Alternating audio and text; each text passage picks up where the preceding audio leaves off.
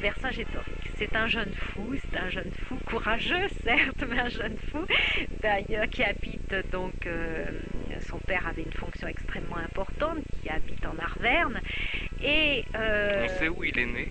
il serait né à Gergovie, tout à fait, et lui il n'a qu'une ambition, c'est de prendre la tête des habitants de Gergovie. Et malheureusement, comme il veut faire ça par la force, eh bien, il est très vite condamné, même condamné à mort.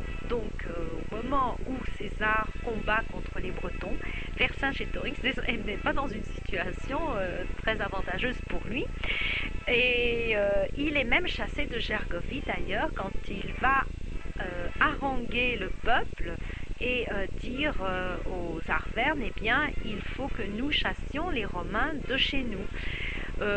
Il est tout simplement chassé de sa ville, il se retrouve en pleine campagne, sans rien, démuni, mais avec son caractère de cochon extrêmement hargneux, et il va donc être têtu, et il va donc dans les campagnes chercher des gens qui, eux, sont hostiles aux Romains ou essayer en tous les cas de les monter contre les Romains, et petit à petit, il va former une bande, et puis cette bande va devenir une armée, et bien évidemment, il en est le chef.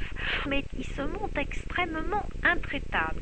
On sait par exemple que, il veut évidemment être le chef de cette bande, mais que quiconque s'oppose à ses desiderata à l'époque, eh bien, il n'hésite pas à les faire torturer, très cruellement torturer. Donc c'est quelqu'un qui ne prend pas de pince et qui n'a qu'une ambition, encore une fois, et quelle que soit la manière dont il y arrive, repousser César de Gaulle ou les Romains de Gaulle.